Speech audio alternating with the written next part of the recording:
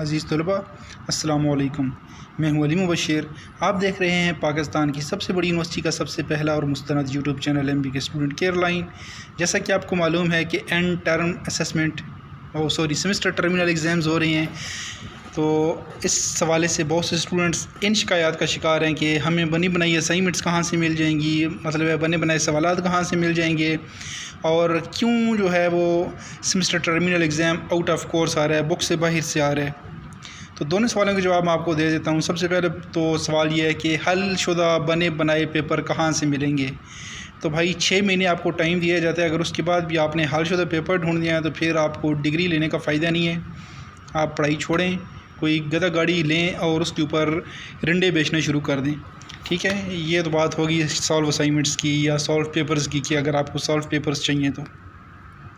दूसरी बात यह है कि अगर आप सॉल्व पेपर्स करते हैं तो यूनिवर्सिटी को बहुत सख्त रिस्ट्रिक्शंस इस पर ट्यूटर्स को गई हुई हैं कि अगर कहीं भी आपको नज़र आता है कि कहीं से कुछ कॉपी किया हुआ है तो आप स्टूडेंट पे नंबर काटें, और ज़्यादा रिकमेंड उन्होंने किया है कि UMC काट दें, यानी कि एक पर्चा होता है, एक पुलिस केस समझ लें आप, वो होता है, वो काट दें आप उन पे। फिर उनके ऊपर इन्वेस्टिगेशन होगी कि उन्होंने ऐसा क्यों किया, और उसके ऊपर यूनिवर्सिटी जो भी एक्शन लेगी, आपको किसी और यूनिवर्सिटी में भी बैन किया जा सकता है, आपको अल्लामा इकबाल ओपन यूनिवर्सिटी में बैन किया जा सकता है, या आपका पूरा सेमेस्टर ज़ाया किया जा सकता है।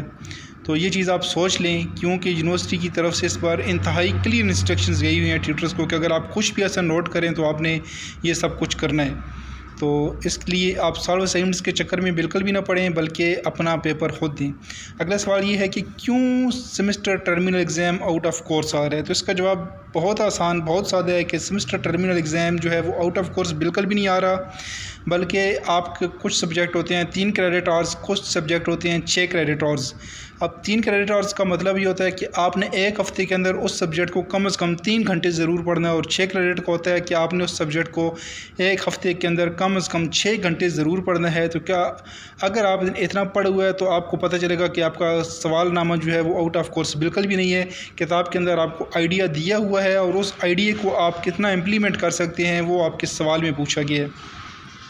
तो इंतहाई क्लियर मैं आपको बता दूं कि पेपर आउट ऑफ कोर्स नहीं है, सिर्फ आपका दिमाग कितना बुक को अंडरस्टैंड किया है वो चेक हो रहा है। तो अब पेपर देख के लिखने वाली बात तो बिल्कुल भी नहीं है।